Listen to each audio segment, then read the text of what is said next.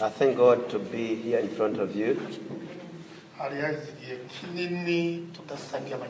For a long time without sharing the word of God with you, I still thank the Lord to share the word of God with the brothers and sisters. We have the same Jesus Christ and the journey to go to heaven. We will read the word of God, Matthew 22, verse 37. We're going to read Matthew 22, verse 37. We're going to read in the name of Jesus Christ. Jesus replied, "Love the Lord your God with all your heart, and with all your soul, and with all your mind." Amen. Nagomba tuze kuvugana inzira yo gukira ibikomere bitewe n'urukundo. I'm going to talk to you about the way to get the healing of the wounds from love. Harimo ibikomere umuntu ashobora kugira mu mutima wiwe. There are some wounds in the heart bitewe n'uwo yakunze. From someone he loved. Kandi bibaho. This is possible. Abantu benshi bazi bariko baragendagenda hanze. Many people know when they walk outside. Kumbe ni kinaciyeko. So they stumble on something. Then they fall down and they get to wounds. I'm not talking about that.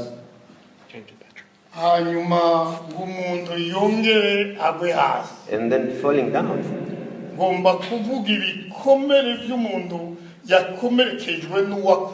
I'm talking about the wounds from someone you love. And the one you loved didn't want to hurt you.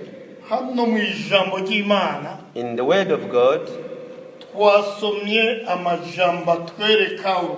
we read the word telling us about love. That's what Jesus was standing on. 3 things that we need to show when we love God. He said, we need to love the Lord with all our hearts. And to love the Lord with all our souls.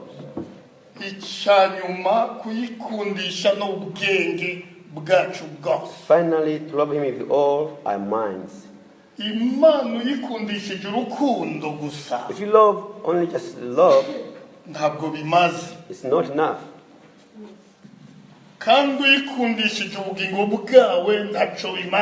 Only love God with your soul is not enough. Some people say they love God. They love God because they heard of Him.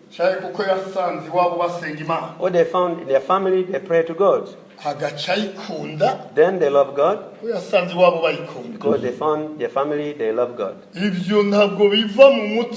That is not from the heart. When you don't see those who cause you to love Him, sometimes you quit that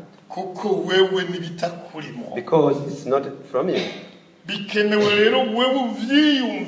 It is needed you feel it without checking your mom or dad or friends. This will help you. When you feel it yourself, the reason to love Him. You love the Lord with your hands, your hands and your eyes. Then the legs, the hands and the eyes. They can't help us to understand Him a lot and to love Him a lot without using the mind. The word letting the love. If I love my brother, I love this brother here, I need to use the mind igihe nakoresheje n'ubwenge mu kumukunda if I don't use the mind to love him canke mu kumukunda or to love this one, hariho ibihava vyononekara muri jewe something will be broken within me kandi ntari niteze that I was not expecting. nawe nyine ashobora kunkomeretsa mu buryo atarataha. He may hurt me without knowing. ubwenge ndabwita ubwa mbere y'urukundo. The mind, or said the wisdom, I said number one before love. ngaca shira ku rukundo ngakigira ikigira kabiri. I put on the love number two. ngagerageza gushaka icya gatatu nkemeza umutwe n'amaso n'amaguru n'amaboko nti Imana ni nziza. I put on the head, the leg, everything, and then say God is good. Hallelujah. Amen. kubera iki navuze ko nza kuvuga inzira yo gukira ibikomere dutegwa no gukunda? Why did I say I'll talk about the way how we can get healing from the wounds we get from someone we love? ntabwo ijambo ry'Imana ritwigisha gukunda Imana gusa. The word of God is not only teaching the God, but also love other people. nicyo nagomba mvuga ritwigisha no gukunda abandi. It teaches others to love others. ariko dutegerezwa kubalansa. However, we need to balance, kuraba urukundo dukunda Imana to check the love we love God nuko nkunda papa. and the love I love the Father there. kuko hari urukundo nkunda papa, There is a love I love my father, urukundo nkunda mama, the love I love my mom, urukundo nkunda umugore wanje, the love I love my wife, urukundo nkunda abana banje, the love I love my children, n'urukundo nkunda abagenzi. and the love I love friends. kuko mu buzima bwa misi yose In the daily life, papa naho yopfa even though dad dies, mba naramwigeze, I used to have one. mama naho yopfa Even though my mom dies, mba naramwigeze, I used to have one. abana naho bopfa When the children die, mba I narabigeze, used to have kids. abagenzi nabo narabigeze. If I used to have friends, hari igihe banda. sometimes they go away. rero twibaze dufashanije Think, let's meditate together. urukundo ukunda Imana The love, you love God ukayikundisha umutima wawe wose with all your heart, n'ubugingo bwawe bwose ugahereza, all your soul, n'ubwenge bwawe bwose all ugahereza, your mind, the wisdom. nibwo wokunda jewe. Is that how you can love me? vyiyumvire pe, Think. nimba utobitandukanye If you can't make a difference, aho niho uza gukomerekera that's why you're gonna get hurt mu buryo utari witeguye. unexpectedly. na uyu ndamukunda pe, I really love this one. iyo ngiye hose turajyana, Wherever I go, we are together. amfasha kuvuga ubutumwa. He's helping me to preach the gospel Hesh. in many places. numperuka i Burundi twari kumwe n'uyu, I was in Burundi, we were together. ntivyasaba ngo nibe ndamutwara I didn't have to take him kubera ururimi rwaho ndaruzi, because I know the language over there. ariko ndamukunze. But I love him. ariko naho ndamukunze Even though I love him, hari aho ntashika aho nkunda Imana, there is a level I don't reach is I love God. kuko nimba ndamukunda uko nkunda Imana, If I love him as I love God, uyu ndacibukana umuntu I remember this is a human being. ashobora kuja mu ntege nke, He can be weak. ashobora guhava agorwa n'ivyo ndamukeneyeko. He cannot fulfill all I want. igihe atabinkoreye If he doesn't do that, ndaza gukomereka. I will be hurt. birakunda n'ibikunda. Is that possible? ngenda wakarore, I'll give you an example. hariho umusore yakunze umwigeme, There was a young man who loved the girl. baravugana ko bazorongorana, They talked that they will get married. umukobwa aravyemera, The girl accepted. umuhungu aravyemera. The boy was ready. umuhungu yari yakundishije umutima we wose uwo mukobwa, Really, the boy loved the girl with the all heart. umutima we wose awuherezako, All the heart to that girl. ubwenge bwose abuherezako. All the mind to that girl. haciye hose yavuga uwo mukobwa, Whenever he was passing, he was talking about that girl. ayaze n'abagenzi yavuga uwo mukobwa. Talking to other friends, talking about that girl. isaha igeze yo kugira ngo ubukwe buba barahejeje gutunganya vyose, Needed the time for the wedding. ubukwe bube jo, When the wedding was supposed to be like tomorrow, aca aramuhamagara, He called her. amubwira ndakwanga. The lady called the boy and said, I hate you. Ntabwo nkigukunze. I no longer love you. Sinemera kurongorana nawe. I can't get married to you. Mwibuke yamukunze n'umutima wose. Remember, he loved her with all the heart, N'ubwenge bwose. all the mind. Aho yaca hose yiyumvira uwo mukobwa. Whatever he was thinking about the girl because he loved her. Abagenzi bivugana babwira uwo mukobwa kuko aramukunze. He talked to the friend about the girl because he loved her. Aronse iyo telefone. When he got that phone, Umuhungu ubwenge bwaciye buzimira. the boy became unconscious. Azi neza ubukwe haje. You know, the wedding was tomorrow. None phone ivuze ngo ndakwanga. The phone says, I hate you. Singikukunze. I no longer love you. Nta bukwe tuzogira. No, there is no wedding with you. Ingene vyageze kuba uwo muhungu yarakomeretse mu mutima. Because the boy was hurt in the heart, Yaciye aciye urubanza rwo kwiyahura. he decided to commit suicide. Kubera umukobwa yamwase. Because the girl refused him. Witonde neza. Be careful. Urukundo ukunda Imana. The love, you love God, Rurengeye ugunkunda jewe. is more than what you love me. Rurengeye ugukunda papa na mama. It's more how you love your parent, dad and mom. Rurengeye ugukunda umugore wawe n'umugabo It's wawe. more than you love your husband or your wife. Kuko nimba wamuhereza ku bwenge. If you use the whole mind, Igihe vyamugoye uzokomereka. when you will be weak, you'll be hurt. Bizokugora ingene wivuza. So it's going to be hard to get healing. Hariya mu bitaro ntibazokuvura. In the hospital, no medicine over there for that. Wakomeretse bwina mu mutima. Because you are hurt inside the heart. Bitewe n'urukundo wakunze.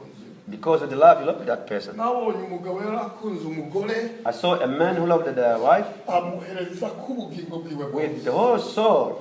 Aramwizigira pe. He loved her and believed in her.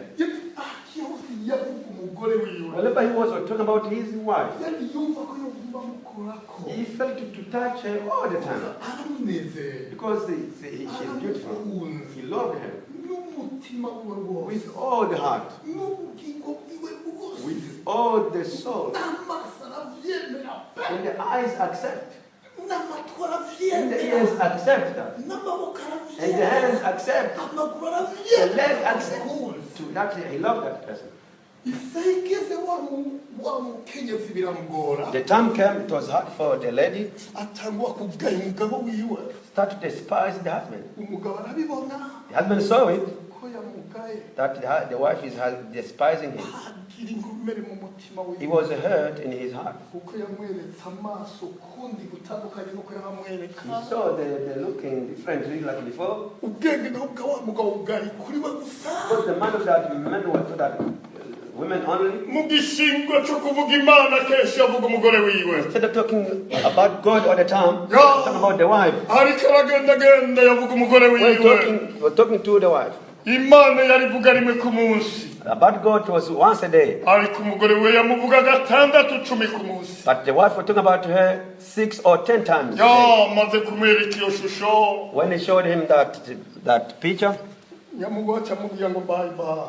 the woman said, bye bye. Umugabo atubwiye. Then we say, where are you going? Ati ndagiye. She said, I'm going. Kuko singikukunze. Because I no longer love you. Mwibuke yamuhereje ku bwenge. Remember, he used the whole mind. Ntiyibutse ku mwana w'umuntu ahinduka. He didn't remember that a human being can change. Ari ugukunda ko kuri n'ibyo uri kuramuha. Someone can love you because you're providing something. Hari n'ugukunda kubera ibyo umukoreye. Someone is loving because you're doing something to that person. Kumwambika neza. Because you're giving them clothing. Oh, umusoma kenshi. You kiss them all the time. Amenyo amaze guhera nk'aya y'iwanje. Even though the teeth are going down like mine, Waza kumusoma ukamuramba amate. they go to kiss you, you are sparking with them. Birahinduka. Things will change. Reka mu bana b'abantu birahinduka. In human being, things change. Aho ukunda umwana w'umuntu. Instead of loving a human being, Ibuka ko ari umuntu. remember, he is or she is a human being. Imana ntihinduka. God never changed. N'urukundo rwayo ntiruhinduka. And his love never changed. Ariko urukundo rw'umwana w'umuntu rurahinduka. But the love of human being can change.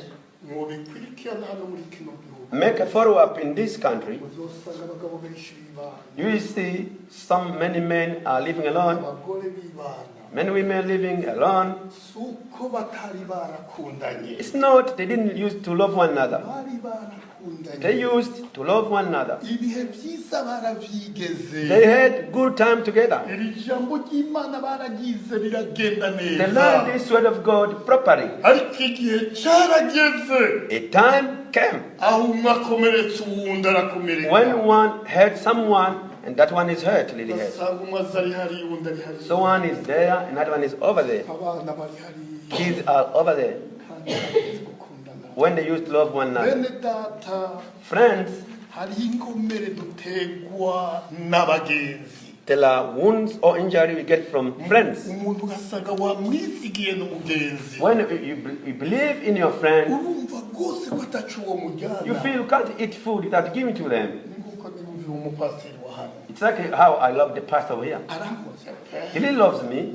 ambona nzaranko, If you see I'm coming here, he really loves me. kandi nanjye ndamukunda, And I really love him. hari igihe yantemereza mu muduga njyana hirya kungaburira ingira, He used to drive me somewhere to give me some food. numva ko atafishe umuntesha, So I feel I can't leave him. ariko mwese nimuraba iminsi nza hano, But check how many times I come here. iminsi ni mike, Few times. kandi ndamukunda. And when I love him, Bene data, friends, urukundo ukunda umugenzi the love, you love your friend, urarubaransa, balance it. wirinde kumwanga, Don't hate them kandi umukore ibyo kwipfuza ko byose, and then do whatever they want you to do for them. mugabo ndumuhereze ku bwenge, However, don't use the whole mind. hereza ubwenge kuyakuremye, The whole mind to God, hereza ubwenge kuyikuryamika the ikakuvyura, whole mind to the one who can you put to bed and make you up. ariko uyu musangira ibi, But the one who share things. hari igihe uzogwara ibintu bihinduke, Sometimes you be sick and the things will change. ubuzima mu kazi bakwirukane buhinduke, If you are a victim in the work, things will change. kumbe yaragukundiye akazi, They were loving you because you're working, kuko icyo agomba cyose arakiyoba, because they get whatever they want. akazi gahagaze azotangwa kubura iki n'iki, With no job, things will be missing. urukundo rutangure kuba buke, The love is going down slowly, decreasing slowly going down. uti none pastor, I say, Pastor, nokira nde icyo kiguma noba nkomerekejwe n'uwunkunda, how can I get healing for that wound is from my beloved one? kandi nanjye nkamukunda, And I love them, akankomeretsa atarigomba, and they hurt me without wanting, kuko wakuwe mu kazi atarazi ko uzokavamo, because you left a job and they didn't expect that. ntabwo ari we yabiteye, So they didn't cause that. ni ibihe byashitse, It's other times, aca akora ibyo atazi, so they do something that they didn't plan. umuntu agukomeretsa ntabipanga, Someone hurting you is not planning that. ananirwa n'icyo gihe ashitsemo, He is failing that time. kugira ngo ukire ikiguma cya mbere, To get healing from the first wound, nuko icyo agukoreye akubabarishije umutima wawe, the thing they do to hurt your heart, wogerageza kurwana nacyo ukagikura mu mutima wawe, try to fight against it, take it away from heart. ugerageza uburyo bwose Try all the ways. ugikure ntugume ucibuka, Put it away, don't remember that. aho vyotuma ukira, You can get healing. mbere hako vyotuma ucibuka, Instead of remembering that, wopfuma rwose urira, better to cry ugakoma n'induru nyinshi, and shout a lot kugira ngo umutima uruhuke. so that the heart can be at ease. Iyo urize rwose When you cry a lot, umubabaro urashira, the sorrow will go up. ukumva ukeze, You feel healing. ntosubire kwiyumvira umwe yakubabaza, Don't think about the one who hurt you. uwo ni umuti wa mbere That's the healing number one ushobora gukoresha that you can use igihe umuntu yakubabaje mu mutima wawe, when someone hurts your heart. icyo twise ibikomere, Something we call the wounds. ntugu muvyibuka, Don't remember about that. gerageza kubisohora ubigwanya, Try to throw them away. aho sindavuga kubivuga, I didn't say about to say ni it. intambara wowe nyine ubwawugwana, It's a fight within yourself. ukagerageza kuvyiyibagiza. You try to forget that. Rero ntushobora kuvyibagira utabanje kurira, You can't forget without crying. ntushobora kuvyibagira utakomye induru, You can't forget without crying a lot. ajya wumva umeze nk'uwarapfuye When you feel like you're dead, ya ariko ukazuka then you rose. ya haleluya Amen. ya sinzokwibagira I imana will never forget God. iyo ni inzira ya mbere This is the yofasha first way to get help. kuko ubuzima bwawe Because your life ni kwawe is yours. ntabwo ari ubw'uyu musore Not for the young person. kubw'ibyo rutegerezwa kumubera amaso You need to be careful ukaburinda and keep it ukabuzigama and keep your life. kandi icyo gihe uzobwize neza Then you do well. ikigira kabiri Number 2, iyo wakomerekejwe n'uwukunda when you get hurt by your loved one, ugerageza kwegera inshuti you try to come closer to the relative cyangwa umugenzi or a friend akwitaho who is taking care of you, akwiyumvira kenshi who is thinking of you many times, akuba hafi kenshi who is closer to you. mwiganira iyo ngorane Tell them your problem. iyo umaze kuyimwiganira When you tell them your problem, harimo impinduka igenda ihinduka they are changing. bituma utaguma ubyiyumvira You can't continue to remember that. iyo ni inzira igira kabiri This is number 2, yogufasha which can help you. nicyo gituma mu buzima That's why in life, nakimubona ashaje as you see me, he's old. nagerageje kurondera umukunzi I tried to look for a friend. nafise umutama I got an old person. akuze kandi ari mu gihugu cyo mu Bubirigi He's in Belgium. namugize umukunzi He's my friend. bisobanurwa igihe ngize ikibazo If I get any problem, icya mbere umva narwanye yanzira nababwira number 1, I fought myself. kabiri nca ndamuhamagara 2, I call him. kuko we ntari hafi He's not closer to me here. ndavuga mpuye niki I say, I meet this and this and that. ndacifatemo gute What can I do? kandi ukinkoreye namukunda I love the one who did that to me. kandi namwizigira I was believing that ariko person. arambindutse So they changed. ndabigenze nze What can I do? kugira sintakaze umukunda So that I can't leave my friend. agaca ambwira Then he tells me, genza uku do like this, genza uku do like this, genza uku do like this. ngaca ngenda ntayinga Then I tried bimwe yambwira what he told me kugira ngo ndabe ko umutima wanje uruhuka so that my heart can feel better. bene data Friends, ubuzima mubayemo ntabwo nzi I don't know what life you're living in. ingene ukunda ntabyo nzi The way you love, I don't know. ariko ibere maso But be careful. mu rukundo ukunda umuntu In love, you love a human being. ntuhereze ku bwenge Don't use the whole mind. oya No. ibintu birashoboka Things change.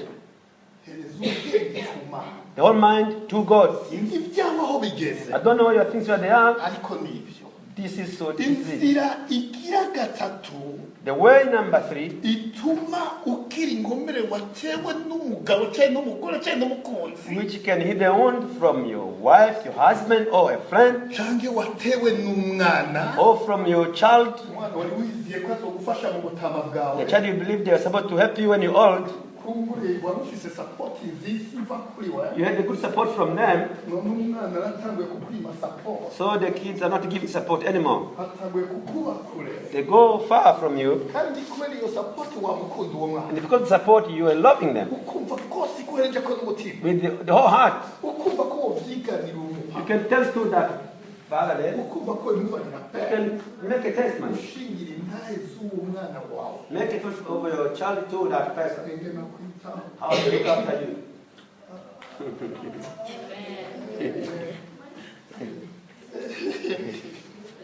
ikintu ngomba ndabasabe Something I'm urging you. umwana arashikana nanirwa gufasha abavyeyi A child will reach the way where they can't help you anymore. abavyeyi natwe ntidukunda tuvyibuka ko abana bishobora kubagora And the parents are not remembering that it can be hard for the kids. twebwe muri afurika Back home in Africa, umuvyeyi afise abana cumi araryoherwa when a parent have 10 kids, they're happy. uba wizigiye sapoti iva ku mwana uwo ari we wese You know, you get support from any kid. naho noba ntaguze umuduga amaze ko bazawungurira When I drive a car, I know kids will buy a car for me. n'ibindi vyiza vyose And many good stuff. ndabashikanya aha When they come here, gasaza ari different it's different here. umwana usanga yitaho ivyiwiwe The kids will take care of themselves only. bimwe nazika ko azonkorera ubu ntabyo nkibona What I was expecting, I can't see that. ubu rero urukundo natanguye gucenginga amazi So in my life, I'm changing my mind now. ntegerezwa kwiga urukundo nkwiye gukunda abana I need to learn how. I need to love them. kugira ngo sinzohava nankana nabo So I can't hate them. nzogume ndabakunda nabo bankunze So I keep loving them. They keep loving me. ubu rero kenshi ngora ibindaba So many times I do what is letting to me. ntaravye uyu mwana n'uyu Without considering this kid, that, n'uyu that and that, ntaravye n'abakazana including my daughter-in-law n'abuzukuru and the grandkids. ngakora ikintu nitaho ubuzima bwanjye I do something relating to my life. ariko kare nabushira ku bana Before I was depending on them, kandi kwiga ivyo byaranduhije and the learning that was very hard to me. nabanje gukomerekera hano First, I got to wound first. hitega ibyo abana bafasha nkabura Waiting support from kids, nothing. ndababara mu mutima wanjye Getting hurt in my heart, nkumva umenga novuga nabi I feel I can say bad. ariko nkabona umwami agora ku munwa Then I said the Lord is touching my mouth, nkibaza kuko umwami agora ku but munwa God is touching my heart, my mouth. batanguriye iyo nzegezwa Kids are not doing what I'm supposed to get from them. ngo abana bakunda abavyeyi The babo Bible said the kids respect the parent. kumbe natwe urukundo rw'abana tuzi ko ari ibyo baduha And the love from kids, we know it's what they give us n'ibyo badukorera and what they do to us. none ndabibuze So nothing there. mbonye ko banyanga I see they hate me. kumva abana barankunda pe While the kids, they really love me. kuko bari too much busy But they are very busy. bafise many things to do it They have many things to do. none se bahava babigenza gutya So how can they do it? ndatuza So I set what? ubu rero mwitaho Now ubuzima bwanjye I concentrate on my life. higa abana ndabitaho ndabahamagara I turasangira call them, we share food. ndabafasha mu byiyumviro I help in the ideas. ariko ubu nditaho ubuzima bwanjye But now I look after myself. ugomba gukira ibikomere byo gukomereka If you want to get healing from the wounds, iyiteho wowe nyine ubwawe take care of yourself. niba ubasha kwicara ugahaguruka If you can sit and can get up, ntiwirirwe uraronderwa arufata kuduze don't ask them to come to make you up. mugabo haguruka Try your best. azopfuma aza waragerageje It's going to come when you tried. ya ntukomere So don't get hurt. ubuzima ni bwawe The life is yours. si ukundi muntu It's not of someone else. ya ngomba ntabwo mvuga byinshi sinzi umwanya mwamenyereye I don't talk a lot. I don't know how much time nje nigira I will do preach and nasize go. ku rusengero ndanugaye Because I didn't close the church over there. I didn't reka close. dusome hano mu bikorinto ba mbere Let's read the first Corinthians, igice cya 13 chapter 13, umurongo wa mbere kugeza ku wa 3 1 up to 3. ce twahereza We finish there. First Corinthians yes 13, yes one until two. First Corinthians chapter 13, 1 up to 3. Yes. If I speak in tongues of men and of angels, but have no love, I'm only a resounding gong or clanging cymbal. If I have the gift of prophecy and can fathom all mysteries and all knowledge, and if I have a faith that can move mountains, but have not love, I am nothing. If I give all I possess to the poor and surrender my body to the flames, but have no love, I gain nothing.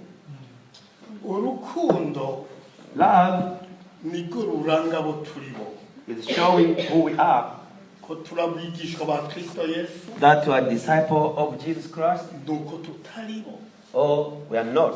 kubw'ibyo urukundo ni important in your life Love is very important in your life, birakenewe rwose ubyumve neza really important. Get this point. urukundo ni ikintu cya mbere Love is number one. nicyo kiranga uriwe This is what is showing who you are, ko wamenye imana no kutayimenya that you knew God or not, ko uri umwigishwa w'imana cyangwa utari we that you are a disciple of God or not, ko uri umukristo cyangwa utari we that you are a Christian or not. uhejeje kwerekana urukundo When you finish showing the love, vugishwa prophesy, uzura mpemu be yera filled by the Holy Ghost, ririmba sing, kora Do ibitangaza miracles. kuko ukunda Imana Because you love God urakunda n'uyu and you love this person. ukunda n'uyu You love that and that. Love them. n'uyundi atari hano And someone who is not here. kuko ni ku ijambo ry'Imana ritubwira That's how the word showed us. bisobanurwa nico kigize ubuzima It was making life. ariko navuze ngo imbere yawe dukunda I was saying, before we love, dukunde n'ubwa mbere who we need to love first. naho tubwirwa gukunda bose Even though I taught to love everyone, sinibaza abantu bari ngaha muri Australia kuzotebuka bakunda bose I don't know, you're going to love everyone in Australia. nabo uzorinda upfa mudahuye There are some people you never meet. nabo muzohura And you, and there's some you meet. naba ngenda muri Canada Sometimes I go to Canada. ngerageza gutembera muri state zose I try to visit many states over there. ariko hari n'abo ntarabona There are some people I never saw kandi ngiyo many times when I've been there many times. ariko harimo abatarambona ntarabona There are some people who didn't see me and they didn't see none me. nzokunda gute uwo ntazi How will I love someone I don't know? mugabo naho nobabonye Even though I would see them. ndabakunde gute How will I love them? ndafise umupasiteri dukundanye I have a pastor there that I love. nagerageje guhereza ku bwenge na jewe I tried to use all my mind. naribagiye I forgot. ko nari kumukunda nkoresheje ubwenge I was supposed to love her and use it. The mind, ubwenge budufasha kumenya iyo akoze nabi the mind will help us to know if they do wrong, nduhave umusubiriza mu ngoko don't revenge. ko kenshi iyo abantu batugiriye nabi Because when they do bad to us, tugomba kubagira nk'uko we're batugiriye going to do the same way they did. rero ubwenge nibwo budufasha So the mind will help us. kugira ngo ntitubagire ibyo So batugiriye don't do whatever they do bad to us. yarambabaje He really did wrong to me, I tell you. ndamukunze I loved him nahereje ku bwenge with all my mind. sinzopfa nibagira ibyo I yagiriye never forgot what they did to me. nk'uko ubyibagira ndabishyira muri kristo yesu So to forget that, I put that in the Christ Jesus. bavuga kristo yesu nibagize I said, Jesus, help me to forget yari this. umugeni He was a friend dukundanye that we love one another. nobabwira icyo ngo mwese muca muri If I tell you what they did to me, you can cry. umuntu n'umuntu A human being is a human being. umuntu n'umuntu Listen, a human being is a human being. uramukunze umugabo wawe pe Really, you love your husband, ukabona umuntu but he's a human being. kandi aba umuntu And you are a human being. ntazi mwantoye I know you know what I mean. You know what I mean. sha murakundanye n'umugore wawe Yes, you love one another, yeah. nabanza ndababona pe Whenever I come, I see you. ariko uri umuntu But you are a human being, nawe n'umuntu and she is a human being. umuhungu nabonye avuga icyongereza cyiza Oh, this guy has good English. mbere imana imuhezageye yasengeye May God bless him. He really prayed for me. utabaye maso uri umuntu If you don't take care, you are a human kandi being. nabo muzohura n'abantu And the person you meet, the human being. ikintu wosengera n'ubusore bwawe You pray for your youth. abana bazokura bakumutwe bagukunde People will look at your head and they love you. amaso bagukunde They look at your eyes, they love you. umuhungu mwiza You are good. ariko However, ntabwo azoba ari imana n'abantu they will not be God, they are human being. sindinda agiye kuza gukurambira ku kuboko I not come and just lay hand to you ko ndabona igerageza imbere yawe rijyanye no gukunda ririho because I see a temptation in front of you, electing to love, ariko ndagusengera but I will pray for you. sindinda kugushyira kuri I don't have to lay hands upon you. imana mbere ni gutabara May God help you. imana mbere ni kubaka May God build you. urabereye uri kurakorera You imana are good when you're serving God. urabereye uri kuravuga imana You're good when you talk about God. shomba I wish ukazorangiza uvuga imana you finish when you still talk about God. urukundo rwo gukura mu maso So the love that we can take you out of the love of God, nibyo tumuyishingira intahe neza or making a test for ya God properly. mana ibyumve May God hear this. amashandroro boshaka Amen. rikiraba idashandro Amen. rasha kiraba rairoro boshaka amen Amen. ibyo mu isi ni byiza Things in the world are good. amashuri ni meza Education is good. ibindi byose ni byiza Things are good. ariko imana ni nziza But God is number one. niba ufite iyo uzofita byose wifuza If you have God, you've got everything you need. urabikunda kurusha je ndiko ndaguhubira Love God more than love me, no kurusha abandi bagukunda and more than anyone else. uritaho ubugingo bwawe Take care of your life. ngomba kuvuga byinshi I don't want to talk about many. But God made you to prophesy. urukundo mwese muri kumuranyumva The love, all of you listen to me. When you use all life, all wisdom, we get hurt. Let's finish those to God.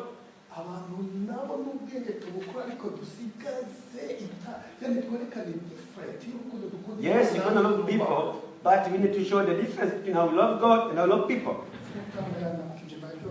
The father agreed with me, I was happy. He showed me that he loved me. He didn't talk to me. I checked him. I saw that he loved me. And I felt I need to love him too. May God increase your days. May God increase your days. Accept or not, God will increase your days. Because you love. You showed God. You showed me too. The Lord will increase your years. The problem was before you. And the death was before you. And the sickness was before you. God will stop that. Amen. Amen. Let's pray to God. May your name be lifted up, God. I thank you for sending me to these people. I thank you because you love them, and you take care of them. I commit your hand to this young boy. Do good to him, God. Remember him, God, among whatever he goes through and in his daily life. Remember that he deserved to serve you. He deserved to make a statement for you. Remember the family that he's born. You need to be a testimony there. Amen.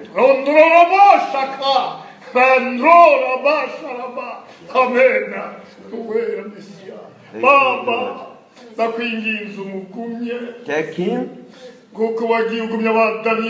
you took Daniel, Shadrach, Meshach, and Abednego. They made a testimony in the countries where they were not born. I ask you, God, in this country where he is, to be the light. Children in this country, they learn from him. And the family, they look at him. They see that he's elected by God. He's no longer the same. Be glorified to do everything, Lord. I pray for this old person, Father. Remember the age he is now. The sickness before him, stop it, Lord. The host is bad before him, stop them. Let be stopped. Increase his life, Lord, of living. When you wait for the time of trouble, don't leave him alone, Father. Take his hands, Lord. Take his legs, Lord. Let to stand up. He can sit down. Lord, touching you. God can do it, Lord. Thank you for what we're going to do. I pray for the whole church, Lord. You know them. You know how they get hurt. How they get sorrowful. The reason they feel sorrowful, why they see something not going well.